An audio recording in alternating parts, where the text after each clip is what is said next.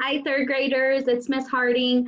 I love and miss you guys so much and wish that I could see you and give you all a big hug. I hope you are staying safe and healthy. Today, I have a reading lesson for you guys. We are going to continue focusing on literary nonfiction, so that is going to be the focus of what we are learning today. I'm going to share my screen with you. So this past week, we have been studying narrative or literary nonfiction, as what some people call it, with a focus on how characters react and how they act as they are facing a problem. So I want you to stop for just a second and I want you to think in your head, what have you learned so far about literary nonfiction? Think in your head about what elements of that style of genre do you remember?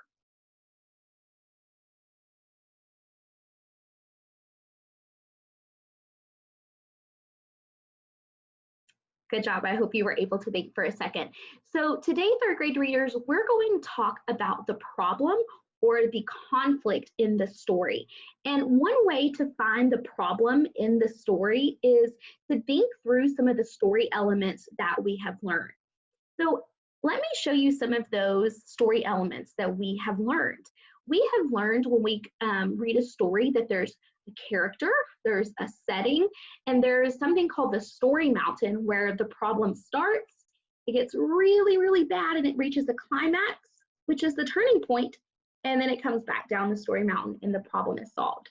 So one way to find the problem or problems in the story is to think through those story elements. So you might ask yourself, is the problem with another character? So is there something that another character in the book did or that they said that caused this problem?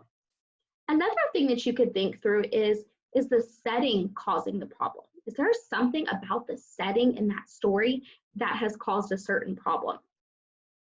You could also ask yourself, is the problem based on something that the character wants but can't have? I've read a lot of books about someone wanting something that they can't have, and that's a big problem. The last thing that you could think through is the overall problem connected to the theme of the overall story. Remember, the theme is the message of the story. What can the reader learn about it? So as we're reading today, I want us to think about the problem that our character might have in the story, and I want us to think about how can we connect it to one of these 4 story element questions. Another good thing that readers do as they're reading, both fiction, nonfiction, and literary nonfiction, is to stop and jot and record their thinking down so that you make sure that you're really thinking about what you're reading. So there's 3 different ideas that you can stop and jot. You could jot about how one part of the story fits to something that you read in an earlier part of the story.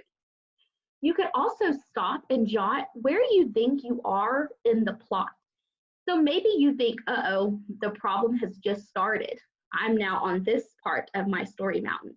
So you might want to jot that down. Maybe it's page 6. You want to write, page 6, the problem has started. Or maybe you want to jot down how close is the character to solving their big problem. Okay, so those are 3 ideas that you can stop and jot as you're reading any book. So one way that you can stop and jot is with Post-it notes, which is what I'm going to do as I read the book today. If you don't have Post-it notes at home, that's okay. You could just stop and jot on a piece of notebook paper.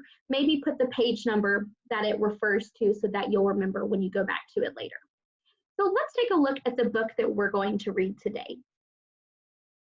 This book is called Barbed Wire Baseball, and this is a literary nonfiction. So remember, this is a true story, and it's a true real person and real facts, but it's told with story elements. So it's told in the style of a story. This is written by Marissa Moss, and it's illustrated by Yuko Shimizu. Zenny watched the wooden bat whack the baseball, hurling it high and straight. He was 8 years old, and it was the first time he'd seen a baseball game, but he was hooked. "Father, I want to play," he told his dad. "You're too small," his father said. "Too frail," added his mother. But Zenny didn't listen. He had to play. The other kids laughed at him. Zenny, you're a mouse, one boy hooted. A teeny tiny one, another kid called. None of it mattered. When Zenny had a ball or a bat in his hand, he felt like a giant, and soon he played like one, excuse me. So remember, as we're reading our story today, I want us to think about the problem that the character might have in the story. So when I think about a problem on this page, I kind of think about Zenny is too small to play baseball. His family's telling him, oh, you're too small, you can't play. Some of his friends are kind of making a little bit of fun of him.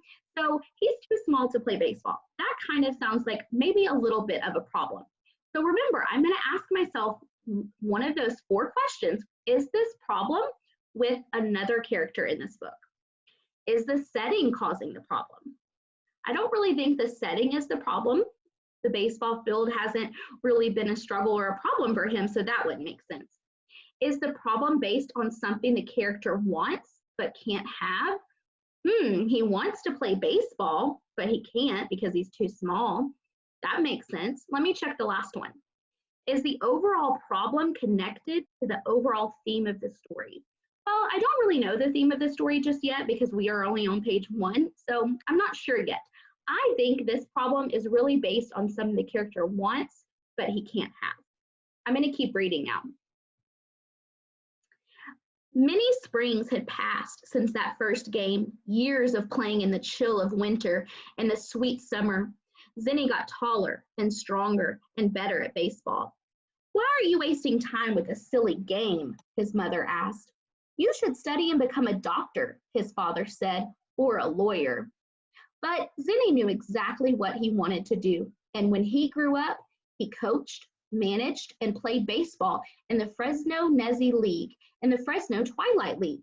He was barely 5 feet tall and weighed only 100 pounds, but he was a star player, casting a big shadow in baseball. Zenny was chosen to play with star members of the New York Yankees. He led his teams in exhibition games in Japan. He even arranged for Babe Ruth to play there.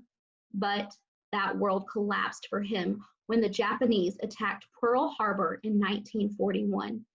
For the first time since he had picked up a bat, Zenny felt as if he didn't measure up.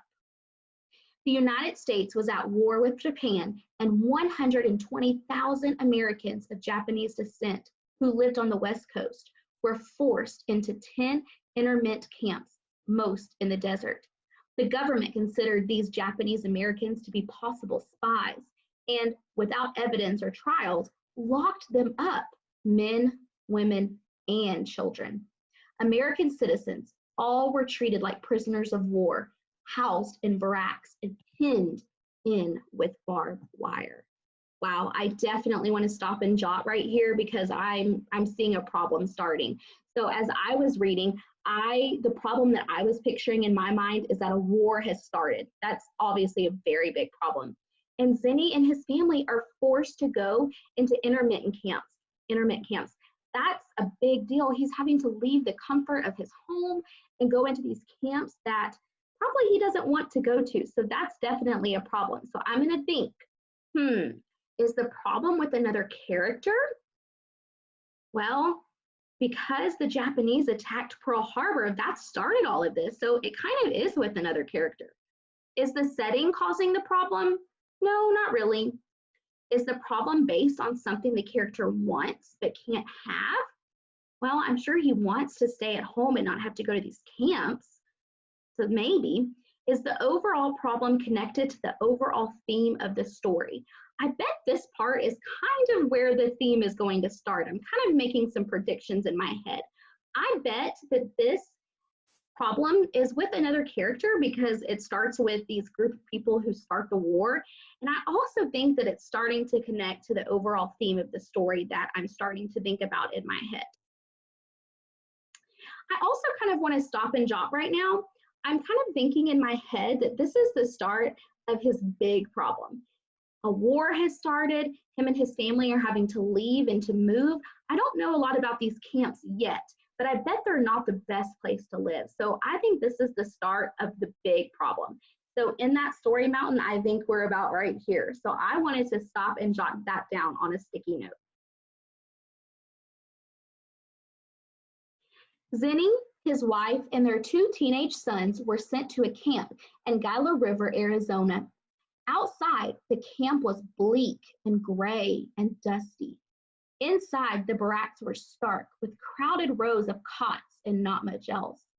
Families bustled around trying to make a home out of nothing, hanging up curtains, arranging tea sets on footlockers, piling dolls and stuffed animals on cots.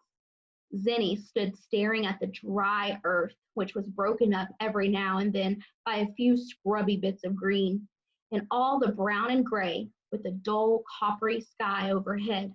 He felt as if he were shrinking into a tiny, hard ball. Wow, that is very descriptive, and it tells me a lot about his problem. So now what I want to jot down on my sticky note is that his problem is this camp is crowded, it's dark, and it's dry. And I mean, looking at that picture, it doesn't look like the most pleasant place to be. So now I'm going to try to think, what part of my story element does this problem connect to? Is the problem with another character? No.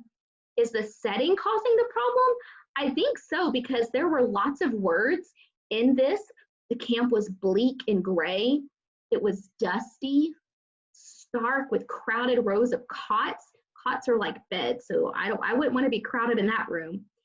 Dry earth, brown and gray with a dull coppery sky. This is painting a picture of kind of a place that I don't think I would want to be. So I definitely think that the setting is causing this problem. I want to also stop and jot because I'm thinking about something in my head. This kind of fits with the page before this, because their problem started by them having to move, and now their problem's gotten even worse because the place they had to move to is not the best. So I wanted to stop and jot that little piece because it fits to the page before. Their problem has now gotten even worse. There was only one thing that could make the desert camp a home: baseball. Zinni unpacked his favorite photo, the one that showed him in uniform, lined up with baseball legends Babe Ruth and Lou Gehrig, towering like redwood trees beside him. He had played with the Yankee Stars in an exhibition game back in Fresno, and he hadn't felt small at all. He pinned the picture up over his bed. He was going to play baseball again, here in the desolate middle of nowhere. So I actually found, because remember this is based on a true person, a real person, I actually found the real picture that he's holding in his hand. So I wanted to add it in there, and you can see him along with all of these other baseball stars. I thought that was really cool, and I wanted to share with you guys. Let's keep reading. First, he would need a playing field. There was plenty of empty space, but it was dotted with sagebrush and clotted with rocks. It didn't look like much of a field. I want you to stop in your head and I want you to think, did you hear a problem starting on this page? What could the problem be that we just read about in that paragraph? Think in your head for a second, and then I'll keep reading.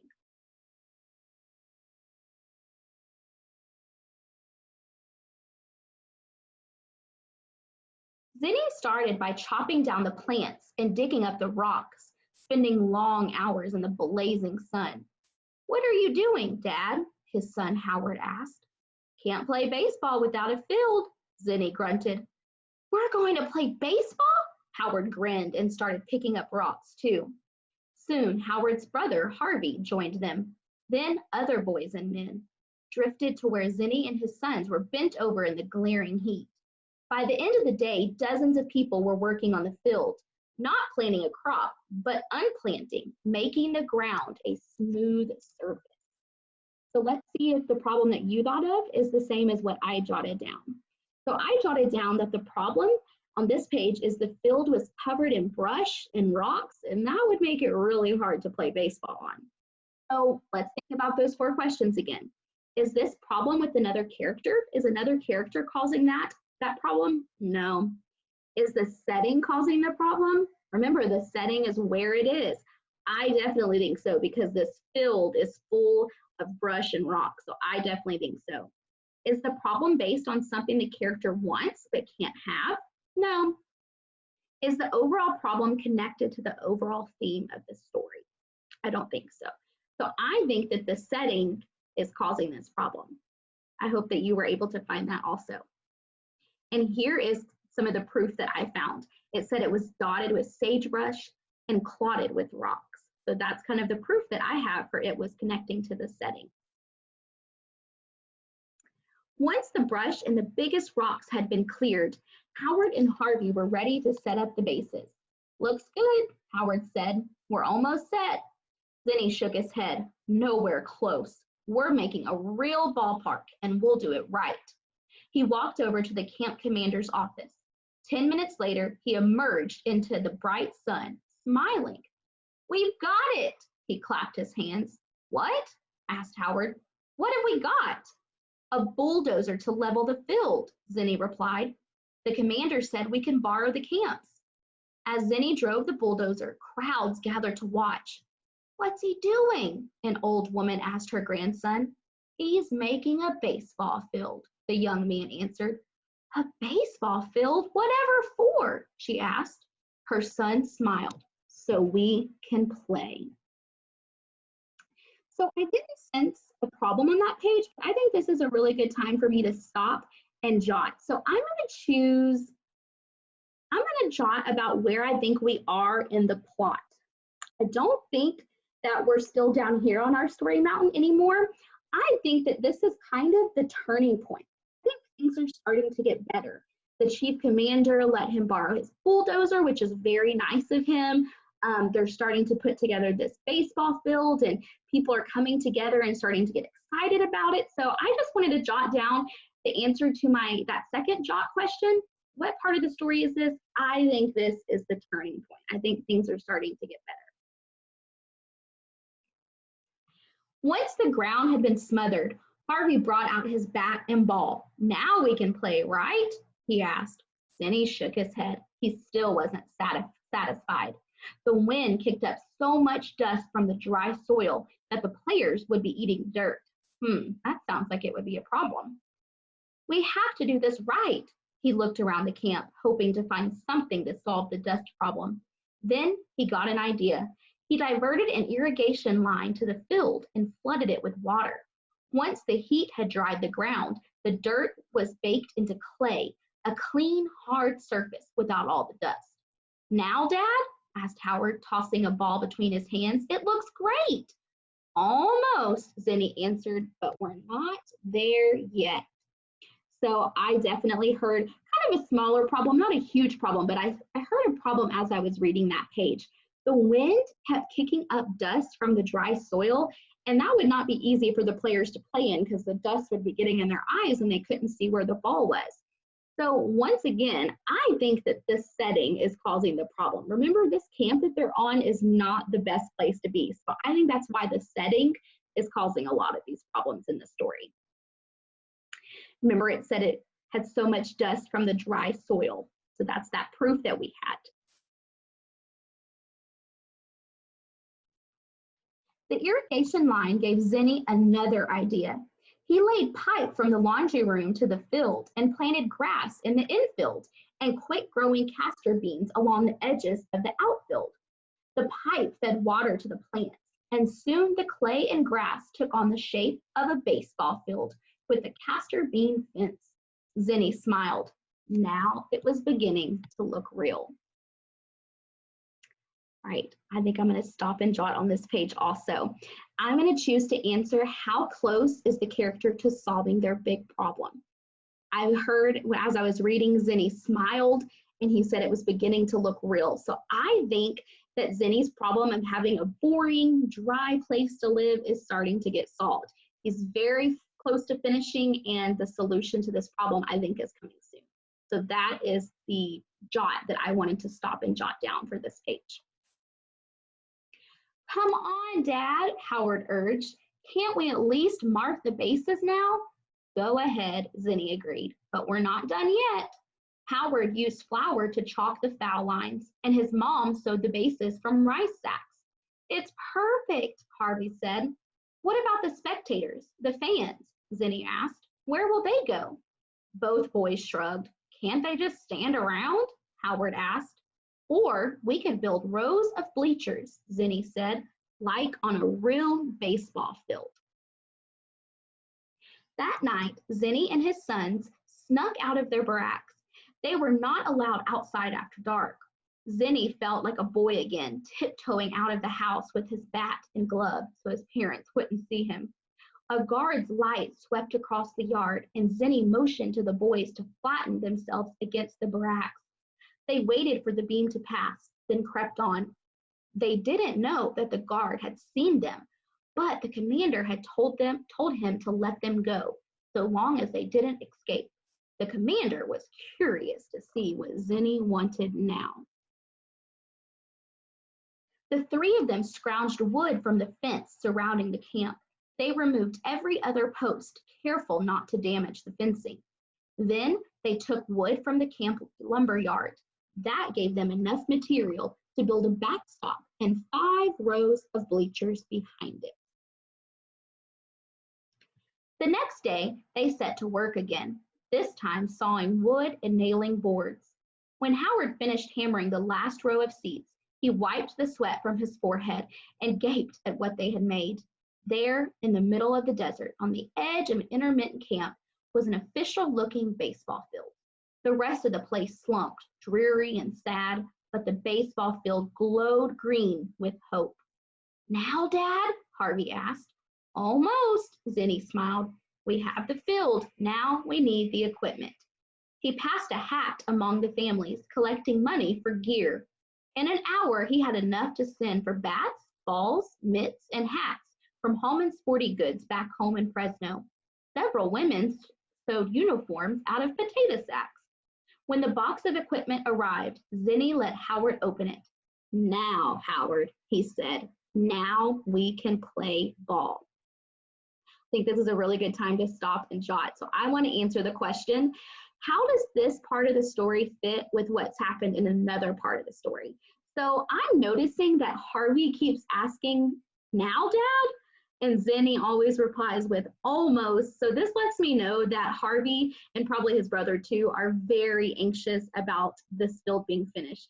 And I noticed that these parts connect together because he has asked that a lot in the story. So I wanted to jot that down because that's something that I noticed. That first game on a bright May day, half the camp turned out to watch the teams that Zinni had organized. A breeze stirred the new grass. The sun bathed everything in gentle warmth. It was a perfect day for a baseball game. 6,000 people filled the bleachers and spilled onto the scrubby ground behind them and along the sides of the stands. Zinni leaned over home plate, the bat held firmly in his hands. He looked at Howard, already on first base, at Harvey, now on second, at the neat white lines marking the field. His eyes scanned the bleachers filled with cheering fans. He watched the pitcher cradling the ball, pulling back his arm, getting ready to throw. Wow, that's so descriptive. I love how the writer used those words. Zinni focused on the blur of white as it zoomed closer. The weight of the bat felt so familiar and natural. It was like a part of his body. He waited until just the right moment. Whack! The bat met the ball with a crisp, splintering sound. Zinni threw the bat down and ran. He ran to first base, then second, then third, his eyes following the arc of the ball as it soared up and away, far over the barbed wire fence. Howard and Harvey jogged to home plate before him, arms raised, grins plastered on their faces. Now, they yelled, now! Now, Zinni shouted back.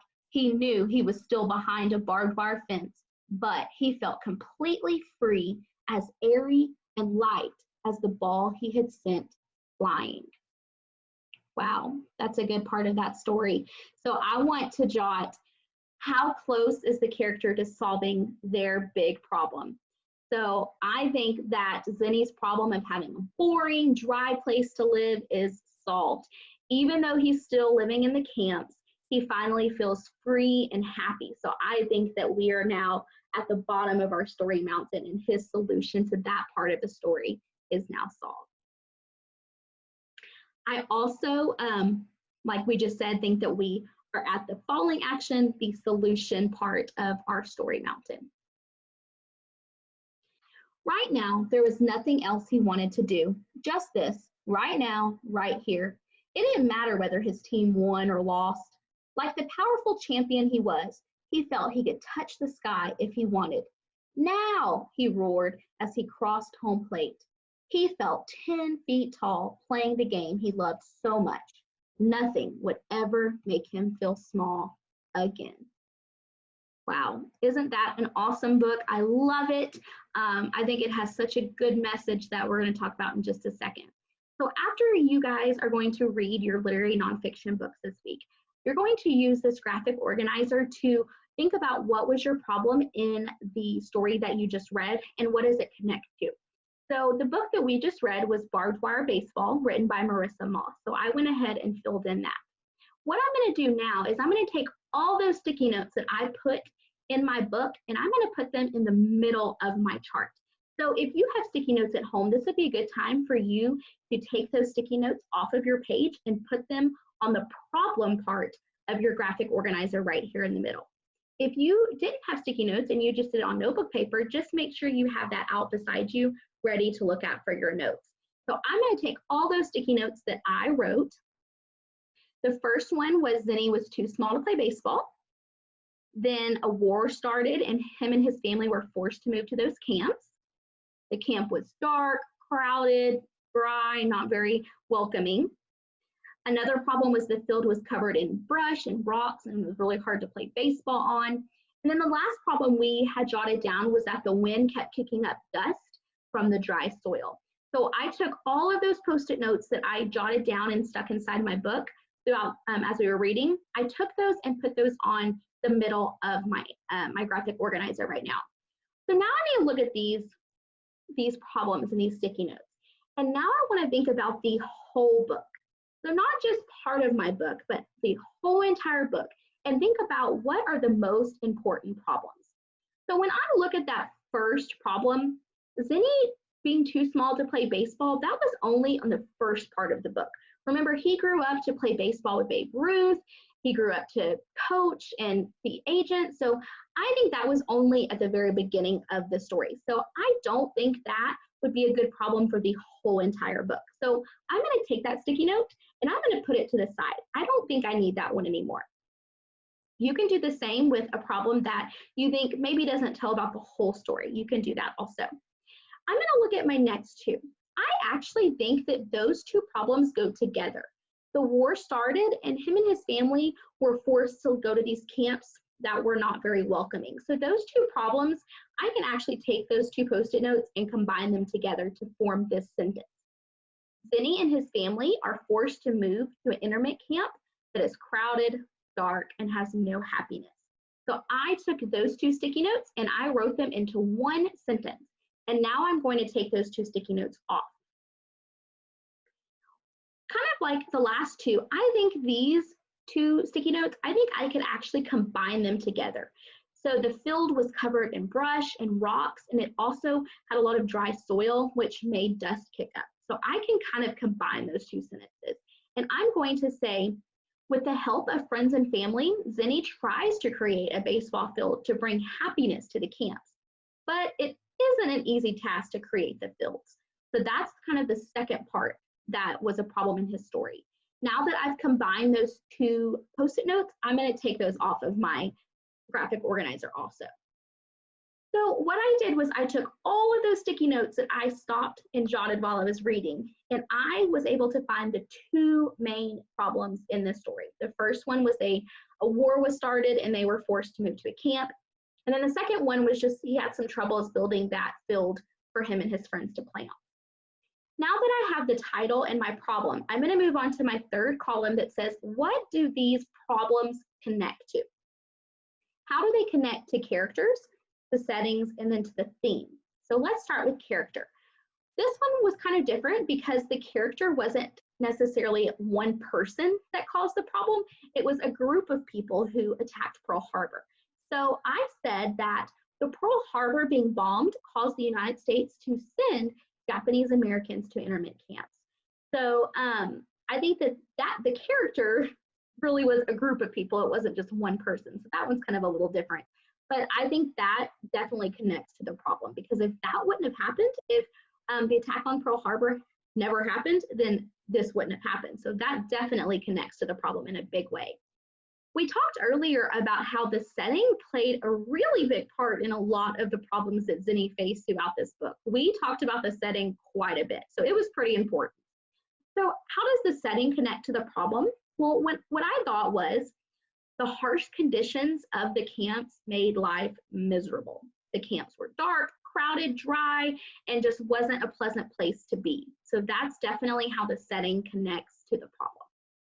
The last part of our graphic organizer that we want to look at is the theme. Before we look at this, I want to remind you that theme is the message. So this is, what is the book teaching you? What do we want to take away to learn as a life lesson from this book? So I kind of thought about this book and what Zinni probably learned through the experiences that he went through and what I could learn from this. And I thought about that life is what you make it, and that always try to find ways to bring joy even in the darkness, even in the bad times. And I think the problem connects to this theme because Zinni had to make his own happiness in the hard times. He definitely went through some struggles and he had to find a way to make his own happiness. And I think that's how his problem connects to that theme of life is what you make it. So as you are reading today, and I know this screen looks like it has a lot of stuff on it, but this will be on the S'more page and it will also be in the packets for you to refer back to. But I want you to try all of the steps that we just did. I want you to try this with your own literary nonfiction book today. So the first thing that I want you to do is I want you to use sticky notes or your notebook paper, remember, to respond to the problem just like I did. So you're gonna think about which part of the story elements is that problem connecting to. Is it the character, setting? Is it based on what the character wants but can't have?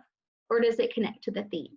So you can refer back to the video that I just did if you need some examples for what that would look like. Your sentences, your jots can be super quick. They don't have to be lengthy. They can just be a quick jot and then stick it on that page. You can also use your sticky notes or notebook paper to stop and jot your responses to the story structure, like we did also when we were just reading. So think about, how does this part of the story fit with what happened earlier? Think about what part of the story mountain are you in? And think about how close is the character to solving their big problem. So these were just some ideas that you can stop and jot as you're reading, because we always want to be thinking as we're reading. And then lastly, after you're finished reading, I want you to respond to the book that you just read by completing that "What's the Problem" graphic organizer that we just did together, okay? And use those stop and jots to help guide your thinking on that, okay? So I hope that this lesson was helpful for you. I hope that you are able to pick an awesome book to read and able to do some great thinking about the book that you're reading and stop and jot some awesome notes. We miss you guys and we cannot wait to see you whenever that may be. Please reach out to your teacher if you have any questions or if there is anything that we can help you with for this week's assignments. Talk to you later. Bye, third graders.